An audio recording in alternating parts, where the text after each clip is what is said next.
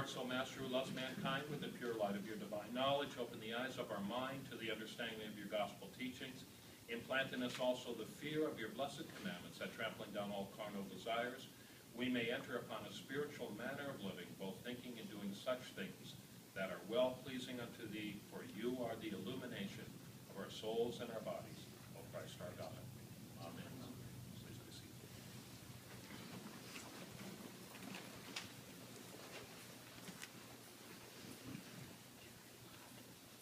Good morning. Good morning.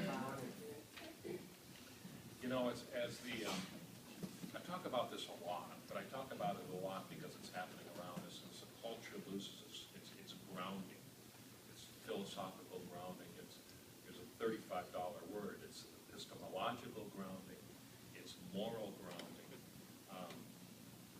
The sheer power of the gospel and what it says and the Holy Scriptures and what they say become all the more relevant. They really do. And you begin to see that what brings a people together is their common narrative. It really is. You know, we have citizenship to a country. We have particular bonds. We have family bonds. We have a lot of associations in this life that give our life meaning and define our responsibilities to one another. And those are important. But they all reference something greater. And in the end, they reference God.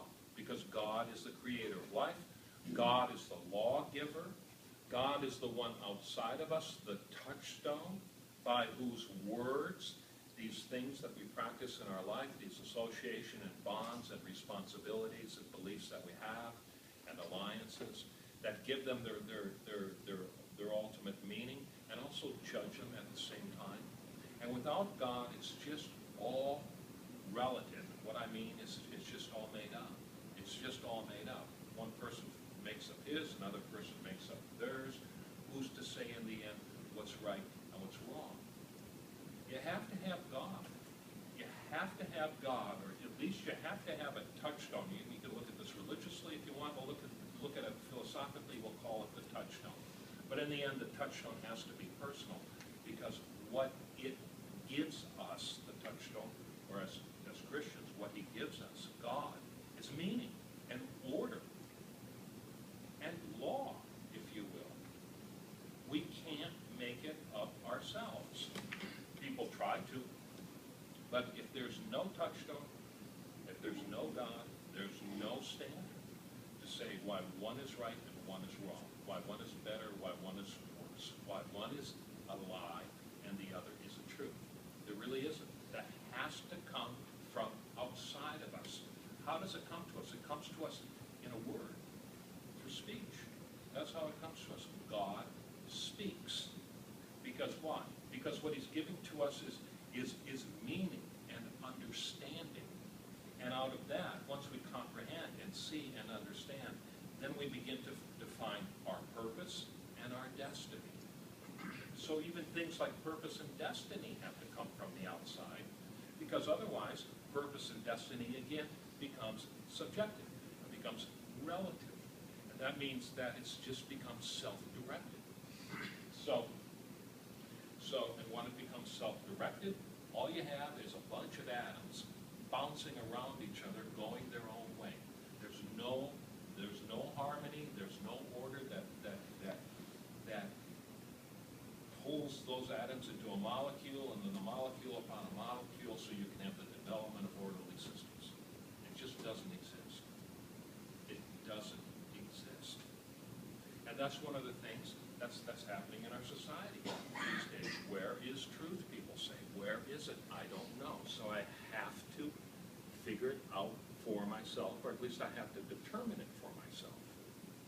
And a lot of people believe that. And a lot of people live by that. And there's a longing in their heart for the order and the harmony and the meaning and the purpose, but they just don't know where to find it because nobody's telling them the truth anymore.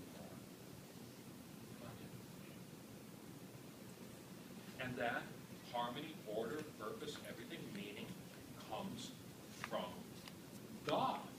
It can't come from anywhere else. And if people don't want God, you know what happens then? They lose their capacity for self-criticism and self-judgment, and then they end up following some kind of false messiah. That's what's behind some of this almost morbid fascination in our society with celebrity. I mean, people watch these television shows, and you walk through the counter at Publix and all this and that, and you look at the magazines, and it's just this celebrity worship. What's behind that? Well, people are looking for something to give their life some meaning, believe it or not. They think this stuff is important. That's dangerous. Because if the touchstone becomes something as vacuous as that, then what happens when a real problem comes along and somebody and a Messiah appears offering a solution? They've lost their ability to make critical judgments. And that's because we're not taking the wisdom and the knowledge of the touchstone, of him who tells us what's really true and what's really a lie, what's really right, what's really wrong, what's really important, what's not important. All those things. Purpose, destiny, meaning. So that's where we're at.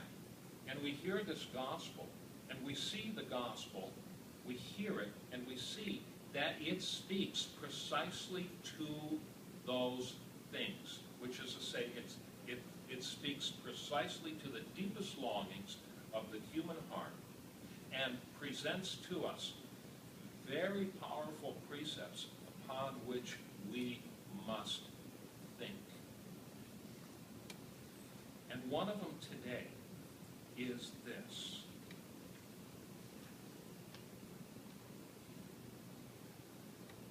For as many of you who were baptized into Christ have put on Christ.